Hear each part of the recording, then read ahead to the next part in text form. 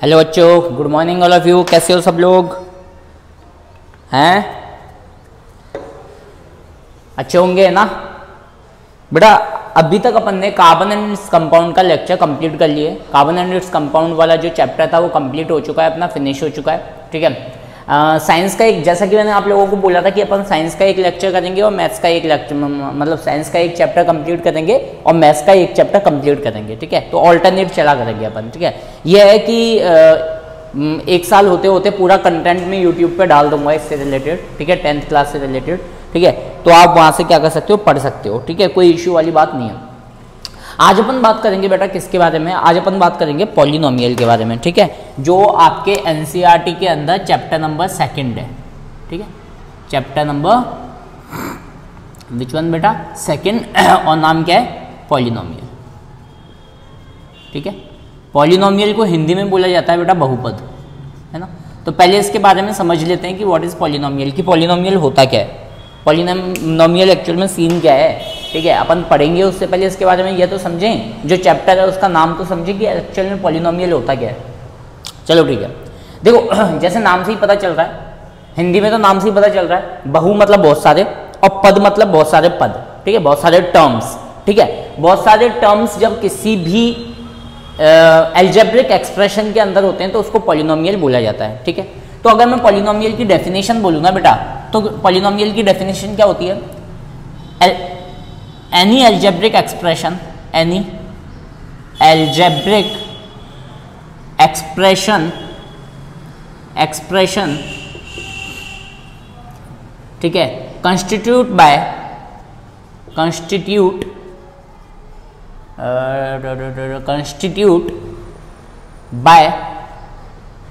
Variable and constant terms by basic fundamental operations,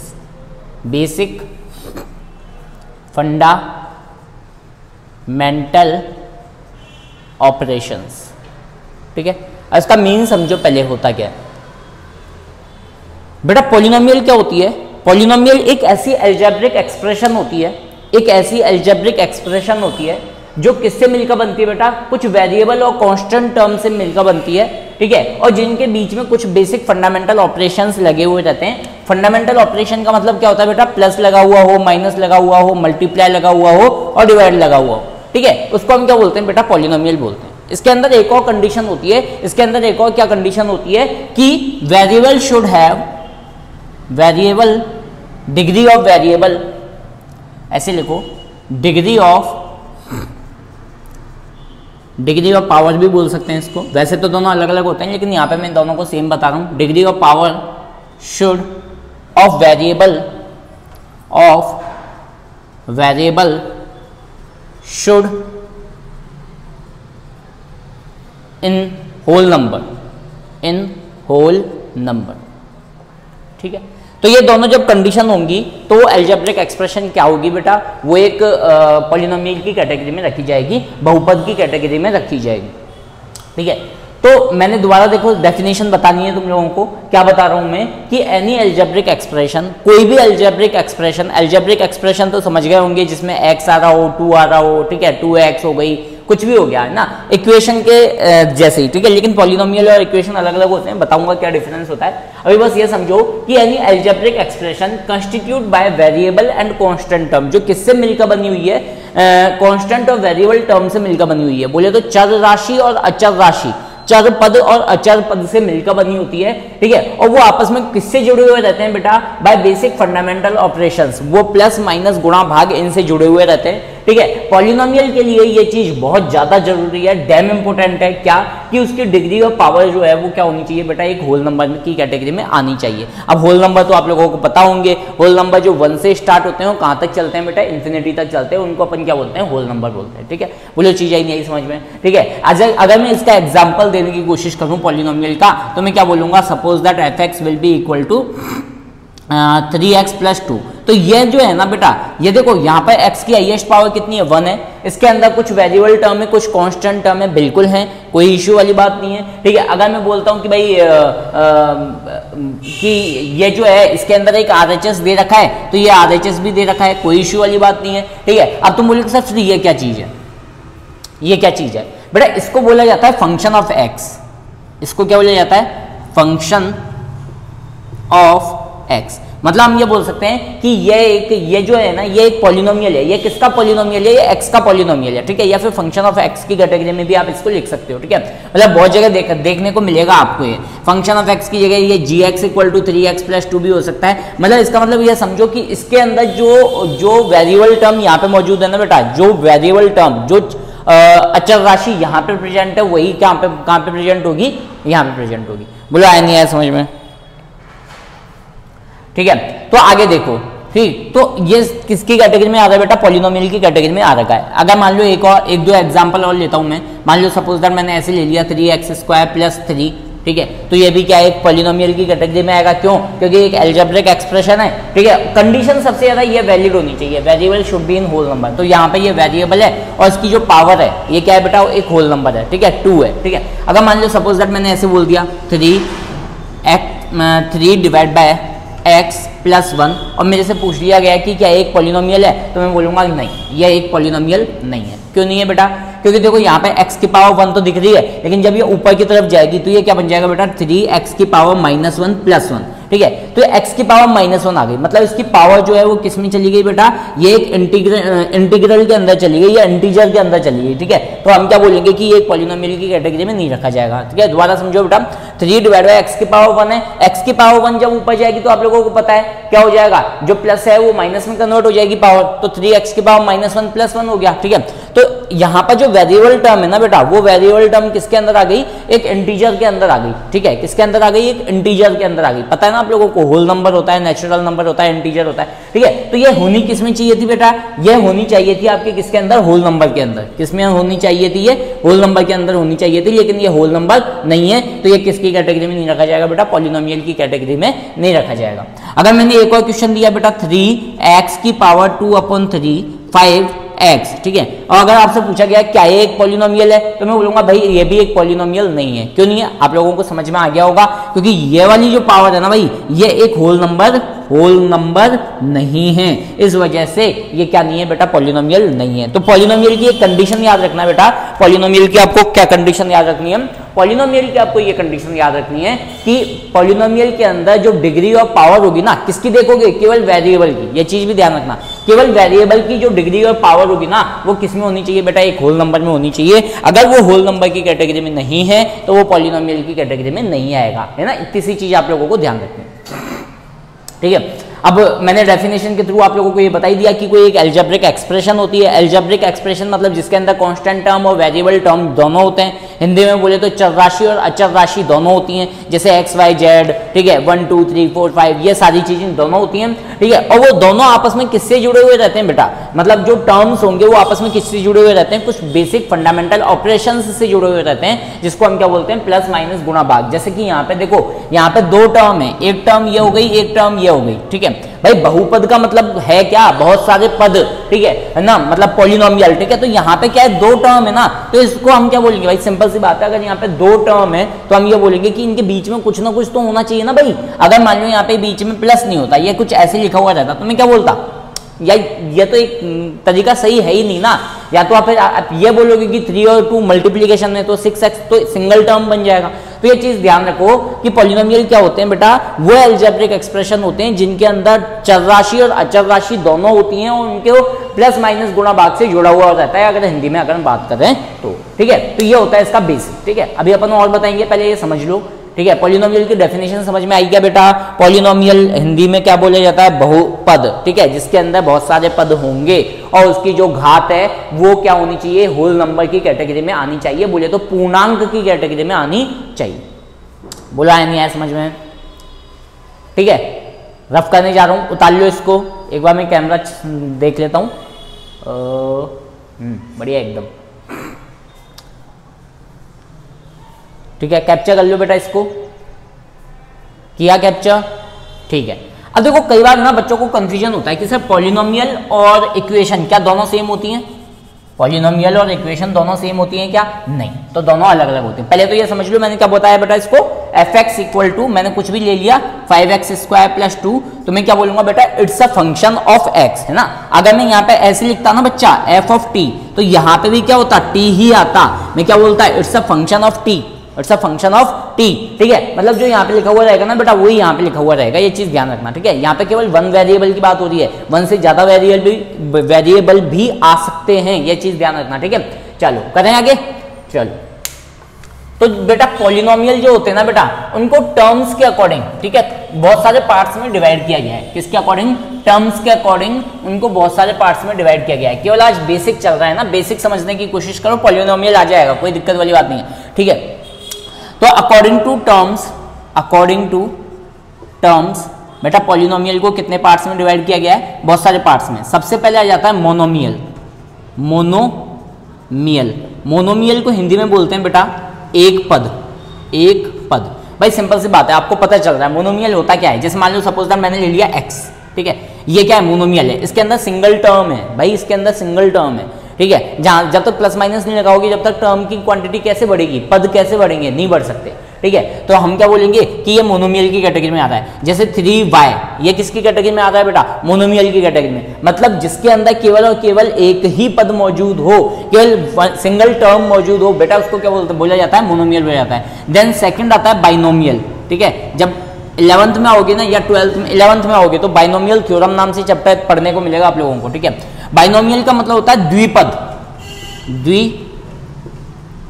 ठीक है, जिसके अंदर कम से कम दो पद मौजूद हों। As an example x plus 2, ठीक है, बाइनोमियल है, ठीक है। मैंने बोला 3x प्लस 2 बाइनोमियल है, मतलब दो टर्म होनी चाहिए उसके अंदर, ठीक है। 3x प्लस 2, मैंने बोला x की पावर 165 प्लस 1, भाई बाइनोमियल है, पावर से कोई मतलब थोड़ी है। हाँ ये है कि वो क्या होनी चाहिए, एक होल नंबर की कैटेगरी में होनी चाहिए, ठीक है। एज एन एग्जांपल मान लो सपोज दैट मैंने ये बोला x की पावर 2/3 प्लस 2, तो मैं बोलूंगा क्या ये बाइनोमियल है? तो मैं बोलूंगा सर ये बाइनोमियल तो है, दो पद तो हैं, लेकिन ये पॉलिनोमियल ही नहीं है, ठीक है। इसके अंदर टर्म तो दो आ रही हैं, लेकिन ये पॉलिनोमियल की कैटेगरी में ही नहीं आता, उसकी कंडीशन को ये सेटिस्फाई नहीं करता, तो ये बाइनोमियल कैसे हो जाएगा? समझ में आ रहा है क्या बोल रहा हूं मैं, ठीक है। अच्छा, अकॉर्डिंग टू टर्म, अगर मान लो एक टर्म है तो मोनोमियल होगा, दो टर्म है तो बाइनोमियल होगा, और तीन टर्म होंगे तो क्या होगा बेटा? ट्राइनोमियल होगा। तीन टर्म होंगे तो क्या होगा बच्चा? ट्राइनोमियल होगा। ट्राइनोमियल में क्या होता है? ट्राइनोमियल जिसको हम क्या बोलते हैं बेटा? त्रिपद, ठीक है। हिंदी में देख लेना यार थोड़ा सा। ट्राइनोमियल भाई सिंपल सी बात है, तीन पद होने चाहिए उसके अंदर, तीन टर्म होने चाहिए। जैसे मैंने बोला x स्क्वायर प्लस 1, तो कितने हो गए बेटा इसके अंदर? टोटल तीन टर्म हो गए। मैंने बोला x प्लस वाई प्लस 2, भाई इसके अंदर कितने टर्म हो गए? तीन टर्म हो गए। तो सिंपल सी बात है, ट्राइनोमियल के अंदर क्या होनी चाहिए बेटा? ट्राइनोमियल के अंदर कम से कम कितने टर्म होने चाहिए? तीन टर्म होने चाहिए। तो वो किसकी कैटेगरी में रखा जाता है? ट्राइनोमियल की कैटेगरी में रखा जाता है। अगर मान लो उससे ज्यादा टर्म वहां पे मौजूद हैं, उससे ज्यादा टर्म मौजूद हैं, तो उसको किसकी कैटेगरी में रख देंगे कि वो उसको पॉलिनोमियल ही बोला जाएगा, फिर बहुपद ही बोला जाएगा, ठीक है। तो ये तो होता है किसके अकॉर्डिंग बेटा? पद के अनुसार, अकॉर्डिंग टू टर्म। टर्म के अकॉर्डिंग जो होते हैं वो कितने तरीके के होते हैं? चार तरीके के होते हैं। मोनोमियल होता है, बाइनोमियल होता है, ट्राइनोमियल होता है और पॉलिनोमियल होता है, ठीक है। अब अपना आ जाता है अकॉर्डिंग टू पावर, है ना। इसको थोड़ा सा ध्यान देना, ये इक्वेशन में भी आता है। अकॉर्डिंग टू पावर मतलब घात के अकॉर्डिंग। अगर पावर 1 है, अगर पावर क्या है बेटा? 1 है, तो उसको हम बोलते हैं लीनियर पॉलिनोमियल। लीनियर पॉलिनोमियल जिसको हम हिंदी में क्या बोलते हैं बेटा? रैखिक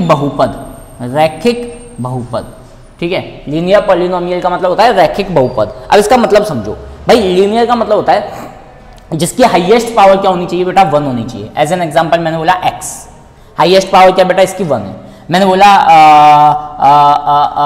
x प्लस 2, तो भाई इसकी हाईएस्ट पावर तो 1 ही है ना।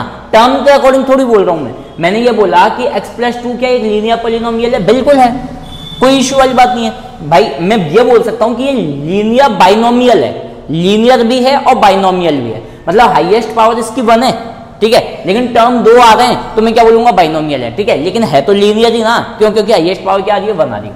अगर मेरे पास में हाईएस्ट पावर क्या आ जाती है बेटा? 2 आ जाती है, ठीक है। तो 2 आने पर, हाईएस्ट पावर 2 आने पर उसको बोला जाता है क्वाड्रेटिक,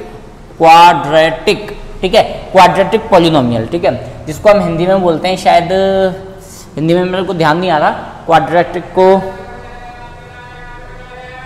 द्विघात बोला जाता है शायद, हाँ द्विघात बोला जाता है, ठीक है, द्विघात, ठीक है। तो इसके अंदर क्वाड्रेटिक के अंदर क्या होता है बेटा, क्वाड्रेटिक के अंदर आपकी हाईएस्ट पावर क्या होनी चाहिए बेटा, 2 होनी चाहिए। एज एन एग्जांपल मैंने बोला एक्स स्क्वायर, ठीक है। तो ये क्या क्वाड्रेटिक पॉलिनोमियल है, ठीक है, द्विघात पॉलिनोमियल, द्विघात बहुपद है, ठीक है। मैंने बोला x square plus y plus 2, ठीक है। तो ये किसकी कैटेगरी में आ जाएगा, वाई को हटा दो, एक्स स्क्वायर प्लस 3 मैं क्या बोलूंगा कि ये कौन सी है, क्वाड्रेटिक पॉलिनोमियल की कैटेगरी में आएगा, ठीक है। तो क्वाड्रेटिक क्या होता है बेटा, जिसकी हाईएस्ट पावर क्या होती है, 2 होती है। एक होता है बेटा 3, ठीक है, जिसकी हाईएस्ट पावर 3 होती है उसको हम बोलते हैं क्यूबिक पॉलिनोमियल, ठीक है। हाईएस्ट पावर अगर 3 है तो उसको हम क्या बोलेंगे, क्यूबिक पॉलिनोमियल, जिसको हिंदी में बोला जाता है शायद त्रिघात बोला जाता है ना। अगर एक्स क्यूब ले लिया मैंने तो ये क्या हो गया बेटा, क्यूबिक पॉलिनोमियल हो गया, ठीक है। अगर मैं एक्स क्यूब के साथ में ये ले लेता हूँ x cube plus x square plus x plus 1, तो भाई हाईएस्ट पावर अगर मैं इसकी देखूं तो हाईएस्ट पावर क्या है, इसकी 3 है, तो मैं किसकी कैटेगरी में रखूंगा, इसको क्यूबिक पॉलिनोमियल की कैटेगरी में रखूंगा, ठीक है। और उससे ज्यादा वाला मतलब जिसकी अगर हाईएस्ट पावर 4 है तो उसको बाय क्वाड्रेटिक पॉलिनोमियल बोला जाता है, पॉलिनोमियल बोला जाता है, या बाय क्वाड्रेटिक पॉलिनोमियल उसको हम बोलते हैं। और उससे ऊपर जो है वो क्या हो जाएगा, पॉलिनोमियल की कैटेगरी में रखा जाएगा, ठीक है। बोलो चीज आई नहीं आई समझ में। तो मैंने क्या बोला बेटा, अकॉर्डिंग टू टर्म्स, अगर टर्म 1 है तो मोनोमियल होगा, टर्म 2 है तो बाइनोमियल होगा, टर्म 3 है तो पॉलिनोमियल वो ट्राइनोमियल होगा, और टर्म 3 से ज्यादा आ जाती है तो किसकी कैटेगरी में आ जाएगा, पॉलिनोमियल की कैटेगरी में आ जाएगा। भाई वैसे तो ये भी पॉलिनोमियल है, वैसे तो ये भी पॉलिनोमियल है, ठीक है, लेकिन उसके अलावा कोई नाम नहीं दिया गया उनको, ठीक है। अगर पावर की बात करें, मतलब डिग्री की बात करें, तो अगर हाईएस्ट डिग्री 1 है तो वो लीनियर बोले तो रैखिक होगा। अगर हाईएस्ट पावर 2, हाईएस्ट पावर देखनी है बेटा, है ना, हाईएस्ट पावर देखनी है। मतलब अगर यहाँ पे ऐसे होता है x square plus x plus 1, तो एक्स की भी पावर 1 है लेकिन एक्स की पावर 2 है, तो हाईएस्ट पावर इन दोनों में से कौन है, 2 है। तो मैं क्या बोलूंगा कि इसके अकॉर्डिंग टू पावर, इसकी जो हाईएस्ट पावर है वो क्या है बेटा, 2 है, ठीक है। इसके बाद में यहाँ पे बात करते हैं तो इसकी हाईएस्ट पावर क्या है, 3 है, तो इसको क्या बोला जाएगा बेटा, क्यूबिक बोला जाएगा। उससे ज्यादा पावर के भी क्वेश्चन आ सकते हैं, तो उनको किसकी कैटेगरी में रखा जाता है, पॉलिनोमियल की कैटेगरी में रखा जाता है। बोलो यहाँ तक चीज समझ में आई नहीं आई, ठीक है। एक बेसिक डिफरेंस होता है बेटा, इसको आप पढ़ लो, समझ लो ढंग से। क्या डिफरेंस होता है, किसकी बात हो रही है यहाँ पे, बात कर रहा हूं मैं इक्वेशन एंड पॉलिनोमियल की। देखो जैसे मैं तो सब लोगों को ये पढ़ाता हूं कि पॉलिनोमियल जो होता है ना बेटा, उसके अंदर LHS और RHS दोनों होते हैं। पॉलिनोमियल के अंदर LHS भी होता है और RHS भी होता है, उसमें क्या करना होता है, किसी चीज को प्रूव करना होता है। जबकि इक्वेशन, सॉरी उल्टा बोल दिया मैंने, जो इक्वेशन होता है उसके अंदर लेफ्ट हैंड साइड और राइट हैंड साइड दोनों होते हैं।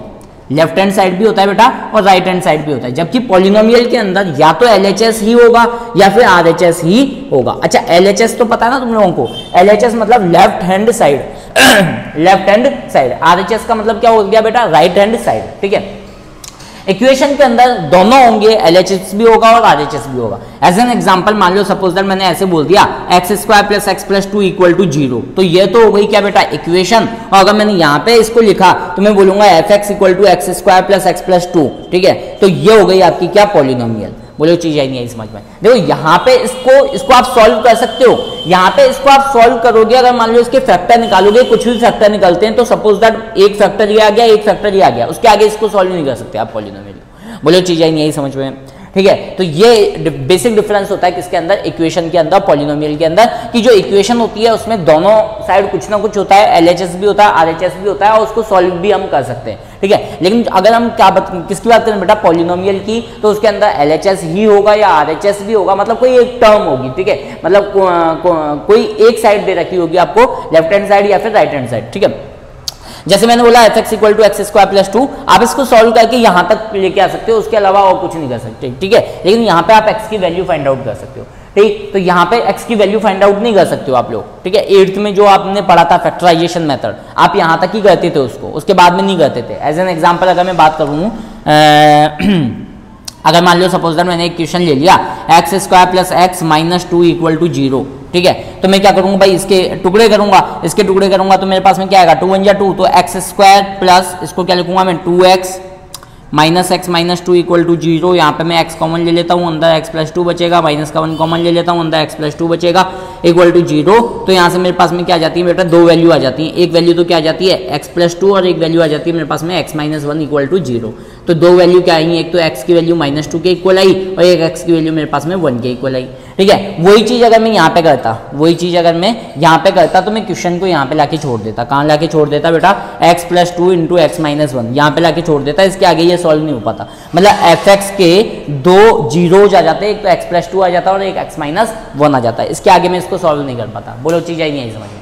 तो ये इक्वेशन और पॉलिनोमियल में बेसिक डिफरेंस होता है। ठीक है, दोनों के अंदर ये एक छोटा सा डिफरेंस होता है, इसके अलावा कोई भी डिफरेंस इसके अंदर नहीं होता है, क्योंकि इक्वेशन के अंदर भी अलजेब्रिक एक्सप्रेशन होती है बेटा, पॉलिनोमियल में भी अलजेब्रिक एक्सप्रेशन होती है। इक्वेशन में भी वेरिएबल और कांस्टेंट टर्म दोनों आते हैं, पॉलिनोमियल में भी वेरिएबल और कांस्टेंट टर्म दोनों आते हैं। बोलो चीज़ आई नहीं आई समझ में? हाँ, बस ये है कि पॉलिनोमियल के अंदर हाईएस्ट पावर जो है ना, वो मैटर करती है।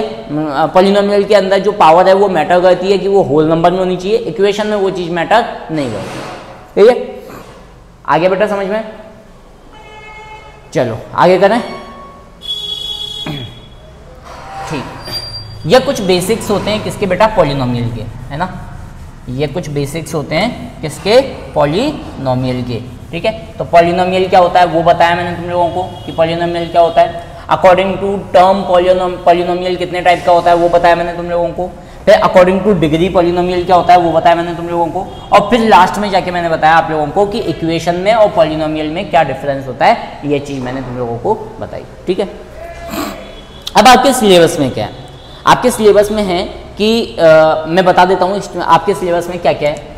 आपके सिलेबस में बेटा सबसे पहले तो आप लोगों से पूछा जाएगा जीरोज निकालो, मतलब कोई भी आपको पॉलिनोमियल दे देगा और पॉलिनोमियल देने के बाद में आपको बोलेगा कि इसका क्या करो, जीरोज फाइंड आउट करो। ठीक है, जीरोज को हम हिंदी में क्या बोलते हैं बेटा, शून्यांक बोलते हैं। ठीक है, सब कुछ बताऊंगा, अभी इंट्रोडक्शन दे रहा हूँ केवल, है ना। जीरोज फाइंड आउट करो। ठीक है, उसके बाद में सेकंड पार्ट में वो बोलेगा कि इस जीरो को सत्यापित करो कि ये इसका शून्यांक है या नहीं है। ठीक है, सत्यापन करना पड़ेगा आप लोगों को। ठीक है, फिर जीरोज निकालने के बाद में उसका वेरिफिकेशन करने के बाद में आप लोगों को कुछ मेथड्स दिए जाएंगे। ठीक है, एक थ्योरम आती है जिसको हम बोलते हैं रिमाइंडर थ्योरम। ठीक है, 9th में भी आप लोगों ने पढ़ी होगी है। ठीक है, मतलब आपको कुछ तो दे दिया होगा और उसमें x + 2 का क्या करना होगा, आप लोगों को डिवाइड करना होगा कुछ इस तरीके से, जिसको हम क्या बोलते हैं, रिमाइंडर थ्योरम भी बोलते हैं और एक मेथड भी बोलते हैं। ठीक है, फैक्टराइजेशन मेथड भी बोला जाता है, रिमाइंडर थ्योरम है। उसके बाद में आपके पास में मतलब x की वैल्यू निकालने के बहुत सारे मेथड होंगे। ठीक है, मतलब इसके अंदर 3 मेथड आप पढ़ोगे। कौन कौन से मेथड पढ़ोगे, एक तो आप पढ़ोगे middle term splitting method, middle term splitting method पढ़ोगे। ठीक है, एक आप पढ़ोगे परफेक्ट स्क्वायर मेथड। ठीक है, ऐसे करके 3 मेथड है। परफेक्ट स्क्वायर मेथड पढ़ोगे। ठीक है, ग्राफिकल मेथड भी होता है इसके अंदर, ग्राफिकल अप्रोच भी होती है इसके अंदर। ठीक है, लेकिन वो आपके 10th के अंदर अवेलेबल नहीं है।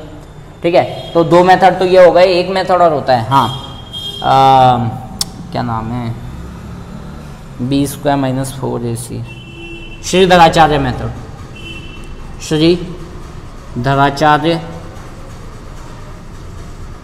श्रीधराचार्य मेथड। ठीक है, तो ये सारी चीज़ें आप लोगों को इस चैप्टर के अंदर पढ़नी है। और लास्ट में एक छोटा सा कंसेप्ट आएगा एलसीएम और एचसीएफ का, वो आप लोगों को पता है एलसीएम और एचसीएफ क्या होते हैं, बस वेरिएबल टर्म के अंदर कैसे निकालते हैं वो आप लोगों को नहीं पता, तो मैं वो सिखा दूंगा आप लोगों को। ठीक है, करें स्टार्ट इसको, पॉलिनोमियल चैप्टर को स्टार्ट करें बेटा। ठीक है, ओके, करने जा रहा हूँ। ओके, तो पहले तो अपन बात करेंगे बेटा, जीरोज की बात अपन बाद में करेंगे, पहले अपन सारे मेथड सीखेंगे। ठीक है, जीरोज अपन बाद में निकालना सीखेंगे, पहले अपन सीखेंगे क्या बेटा, सारे मेथड। ठीक है, सारे मेथड कैसे आते हैं वो देखो। पहले अपन बात करते हैं बेटा किसकी, परफेक्ट स्क्वायर मेथड की।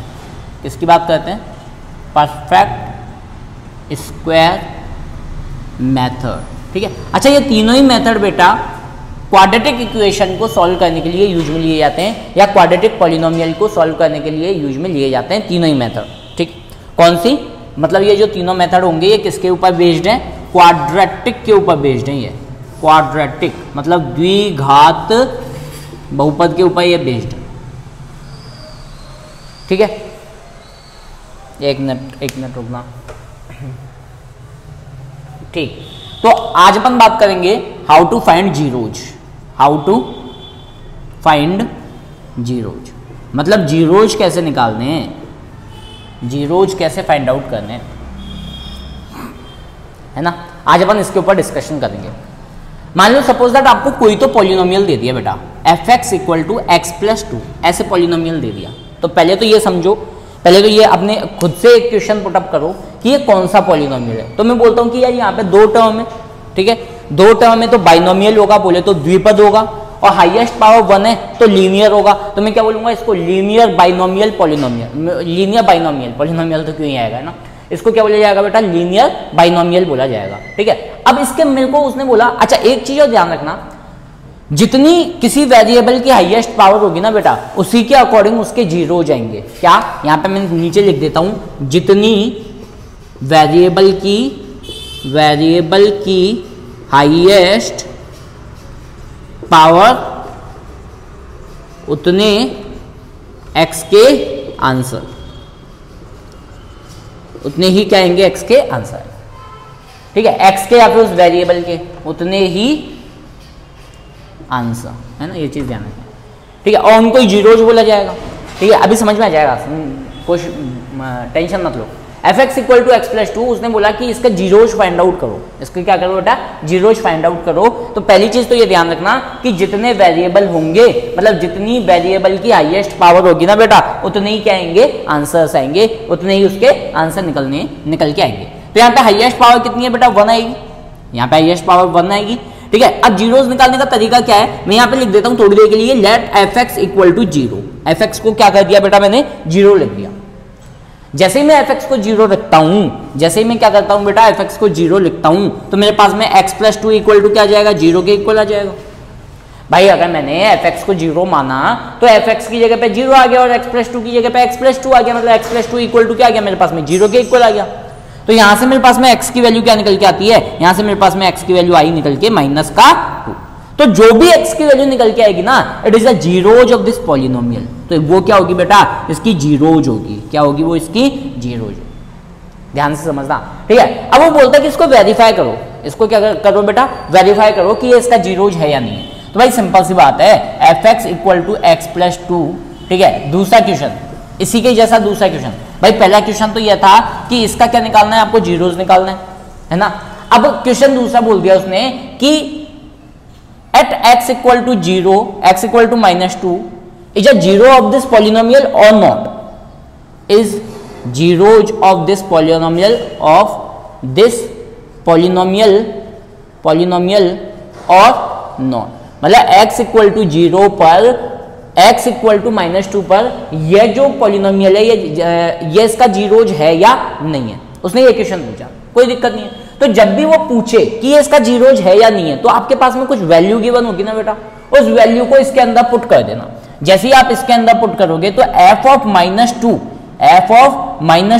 इक्वल टू आपके पास में क्या आ जाएगा बेटा, इक्वल टू आपके पास में आ जाएगा -2 + 2। भाई जहां जहां पर x है वहां पे मैंने -2 पुट कर दिया, तो यहां से मेरे पास वैल्यू क्या निकल के आई, f of -2 equal to -2 + 2 equal to 0, ठीक है। तो जब भी पूरे पॉलिनोमियल की वैल्यू 0 के इक्वल आ जाए तो आप बोल दोगे कि वो उसका क्या है, जीरोज है, ठीक है। तो दो केस ध्यान रखना है बेटा आप लोगों को, जब भी आप लोगों से वो जीरोज निकालने के लिए कहता है, क्या कहता है, जीरोज निकालने के लिए अगर वो आपको कहता है, तो आप सबसे पहले क्या करोगे, अगर आपको जीरोज फाइंड आउट करने हैं, मतलब आपके पास में जीरोज है नहीं, आपके पास में जीरोज है नहीं, आपको निकालने हैं, उसके शून्यांक आपको निकालने हैं, ठीक है। तो जब भी वो बोलता है तो आप क्या कर दो, fx को पुट कर दो किसके बराबर, 0 के बराबर, fx को किसके बराबर पुट कर दो, 0 के बराबर, ठीक है। बेसिकली आपको x की वैल्यू निकालनी है, सीधी सी बात है, ठीक है। जैसे ही आप fx को 0 के बराबर पुट करोगे तो x प्लस 2 इक्वल टू क्या आ जाएगा बेटा, 0 के इक्वल आ जाएगा, वहां से x की वैल्यू आ जाएगी। जो x की वैल्यू आएगी, जो x की क्या आएगी बच्चा, वैल्यू आएगी, वही उसका क्या होगा बेटा, जीरोज होगा, कंफर्म है, कोई डाउट नहीं है, वही क्या होगा बेटा, इसका जीरोज होगा। चलो वेरीफाई कर लेते हैं। दूसरे क्वेश्चन में उसने ये बोला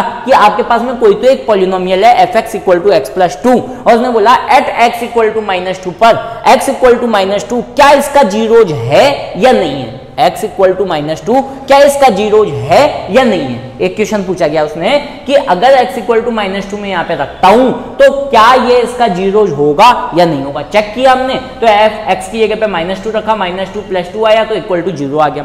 तो सिंपल सी बात है, और होना भी था भाई, क्योंकि हमने यहां से ही तो ये निकाला था, हमने यहां से ही तो ये निकाला था, तो ये इसके इक्वल टू 0 के बराबर आ गया। तो हम ये बोल सकते हैं कि x इक्वल टू -2 इसका जीरोज होगा। तो मैं यहां पे क्या लिखूंगा बेटा, यस इट इज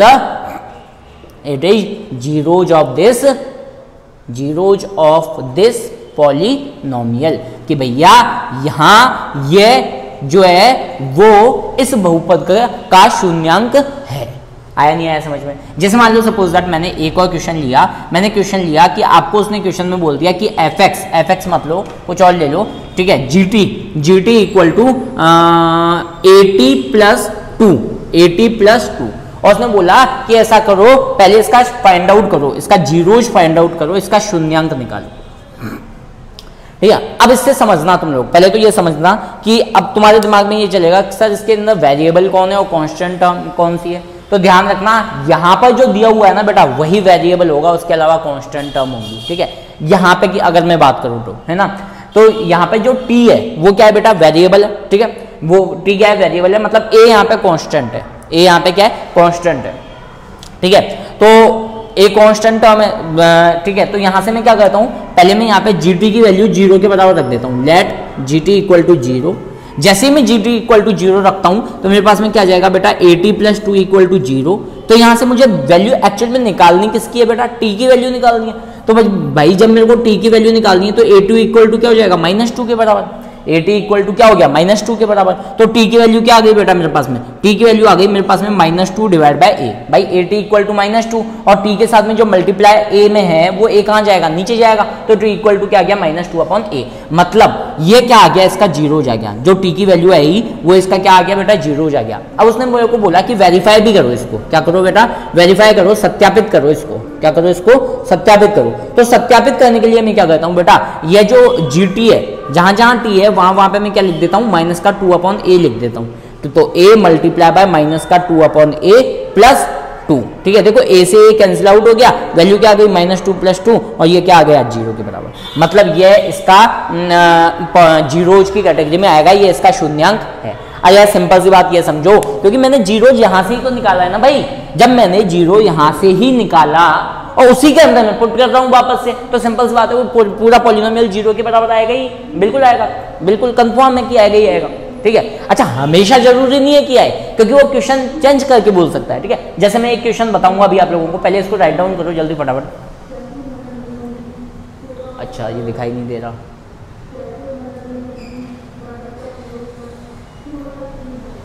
ठीक है बच्चा।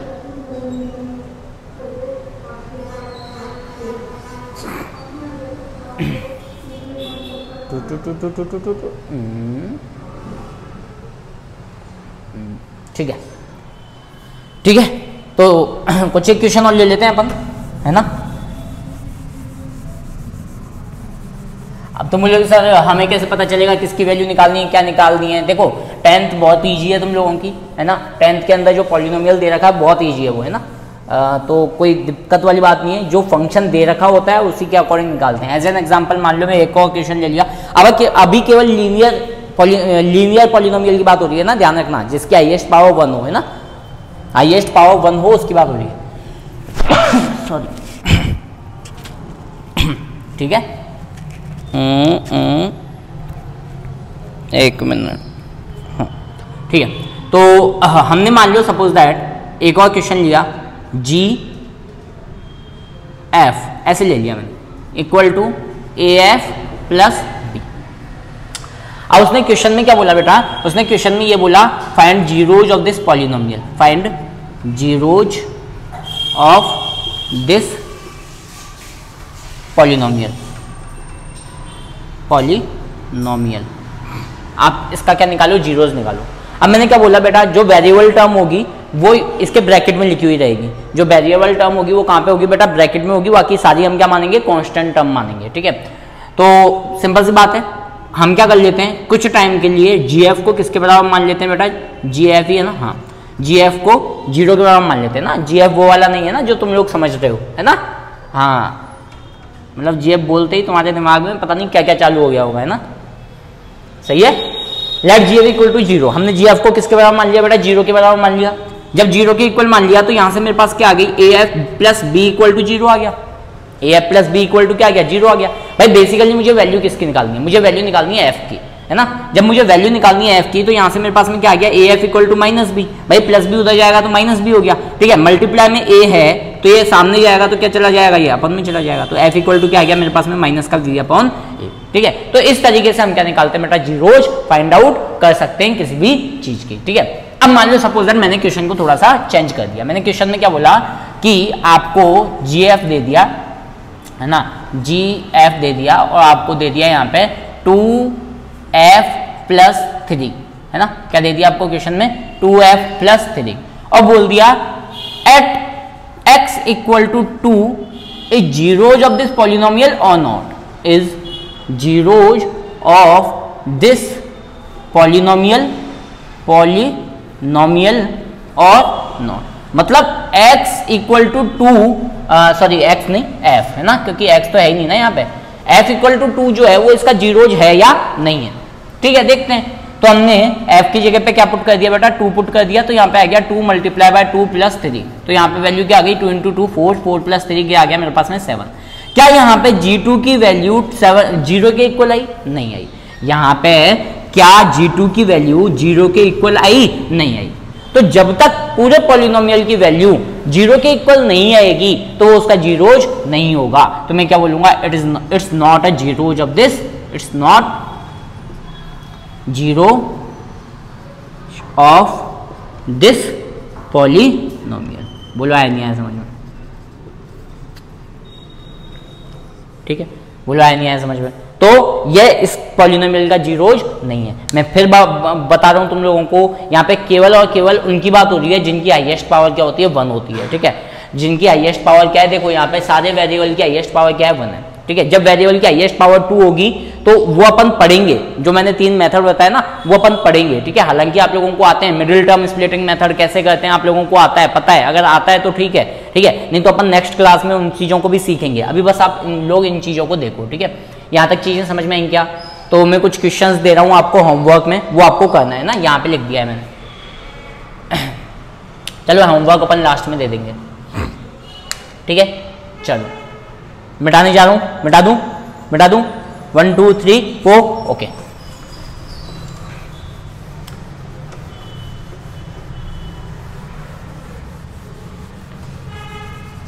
ओके चलो मैं होमवर्क ही दे रहा हूँ आज तो, है ना। एक बार मैं देख लेता हूँ वीडियो कितनी बड़ी होगी, उसके बाद में तुम लोगों को होमवर्क ही दे रहा हूँ, है ना, क्योंकि 37 मिनट्स की वीडियो हो गई है। gx equal to 4x plus 3, इनके जीरोज फाइंड आउट करने हैं ना। fx equal to 4x minus 2, gx equal to या gt इक्वल टू 40 या फिर 90 plus 2, fx equal to 9x plus minus 2, है ना, and fx equal to ax plus b, fx equal to 3x minus 8। यहाँ पे सब में आपको क्या निकालने बेटा, इनके जीरोज निकालने। कुछ क्वेश्चंस दे रहा हूँ जिनमें वेरीफाई करना है आप लोगों को, सत्यापित करना है, ठीक है, वो उसका जीरोज है या नहीं है, ठीक है। Question fx equal to 2x minus 3 at x equal to 1.5, fx equal to 4x minus 9 at x equal to 2, fx equal to 3x minus 7 at x equal to 7, fx equal to 4x plus 8 at x equal to minus 2, ठीक है। तो ये पूरा homework आप लोगों को करना है बेटा, ठीक है, ट्राई करना। बहुत इजी क्वेश्चंस मैंने तुम लोगों को दिए हैं। बुक के क्वेश्चंस ट्राई करने की कोशिश कर लेना। चैप्टर नंबर सेकंड है आपका एनसीईआरटी का 2.1 ट्राई करने की कोशिश करना, बहुत सारे क्वेश्चन आ जाएंगे, ठीक है। क्वाड्रेटिक वाले नहीं आएंगे, वो अपन कल सिखाने वाले हैं आप लोगों को, ठीक है, इसलिए नहीं आएंगे, ठीक है। तो जितना सिखाया है उतना आप लोगों को करना है, ठीक है, और कॉन्फिडेंट रहना है। भाई सबसे इंपॉर्टेंट चीज़ ये है, किसी भी जब मैथमेटिक्स आप करते हो ना बेटा, तो तो कॉन्फिडेंस बहुत ज़्यादा जरूरी है आपका, ठीक है। जब तक कॉन्फिडेंस नहीं होगा ना बेटा, तब तक आप मैथ्स के क्वेश्चन सॉल्व नहीं कर सकते, ठीक है। आप हमेशा जब भी बुक लेके बैठो, हमेशा ये बोलो कि मेरे को ये सब कुछ आता है, ठीक है, मेरे को सब कुछ आता है, मैं करके रहूँगा, ठीक है। अच्छा, ऐसा भी नहीं होना चाहिए कि आप लोग ऐसे बोलो खुद से कि मुझे सब कुछ आता है, अब मैं कुछ करूँगा ही नहीं, है ना। ऐसा कुछ भी नहीं होना चाहिए भाई। आप लोगों को अपने अंदर एक विश्वास होना चाहिए कि अगर मैं ये करूँगा तो हो जाएगा। इज दैट क्लियर ना, ठीक है। तो कोशिश करना, कोशिश करोगे तो हार नहीं होगी, ठीक है। Okay, thank you all of you.